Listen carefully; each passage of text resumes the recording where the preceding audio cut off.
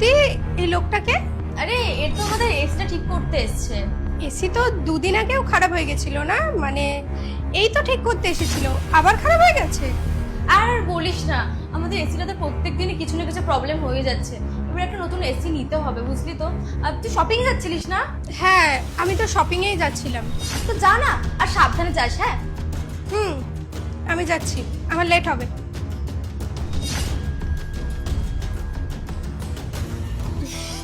Kiss গেছে? আরে তুমি কি গো, দেখছো সামনে আমার ননদ দাঁড়িয়ে আছে, তাও তুমি তোমার কাজ শুরু করে দিয়েছো?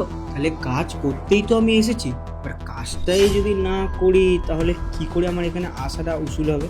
কিন্তু তুমি একবারও ভেবে দেখেছো, যদি ও একবারও ওর দাদাকে বলে দেয় তাহলে আমরা দুজনেই ফেসে যাব।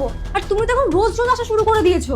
আরে তুমি তো ওকে বললে যে আমি এসি সারাতে এসেছি, আর ওর দাদাকে বলবেও না, এইটুকুনি আমার বিশ্বাস আছে। দেখে তো বলদা মনে হয়। কিন্তু তাও এই এসির এক্সকিউজ দিয়ে কতদিন চালাবো আমি আর? দেখো শ্রুতি, যেটা আমি করতে এসেছি চলো সেটা করি। বেকার এই সব নিয়ে ডিসকাস করে সময় নষ্ট করে লাভ নেই, চলো।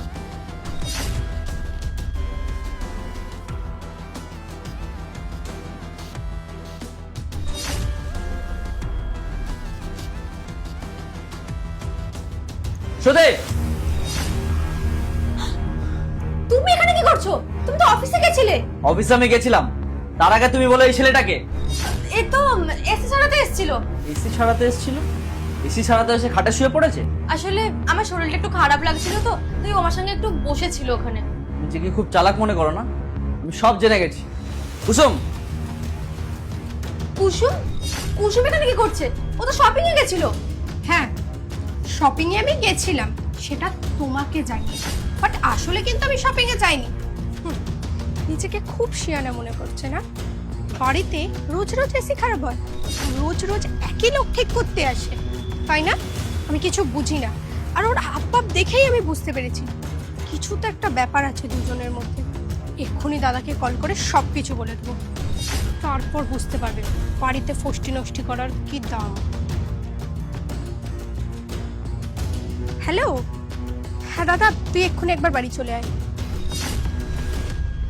তুমি কি ভেবেছিলে প্রতিদিন একই নাটক করবে আর আমি কিছু বুঝতে পারবো না? একটা এসি ঠিক করালো কখনো কোনো মালকিনের গায়ে হাত দেয়? এইভাবে টাচ করে? আমি সব কিছু বুঝি, আর নিজের চোখে আজকে আমি সব কিছু দেখেছি। দেখে আমি ভেবেছি আমার দাদার জীবনটা আমি আর নষ্ট হতে দেব না, সেই কারণে আজকে আমি দাদাকে সব কিছু বলে দিয়েছি। শুভ, দেখো তুমি আমি ভুল বুঝছো, ওরকম কিছু না। ও তোমার মাথাটা জাস্ট টিপে দিচ্ছে। ব্যাস, ভুল আমি তখন বুঝতাম যখন আমি নিজের চোখে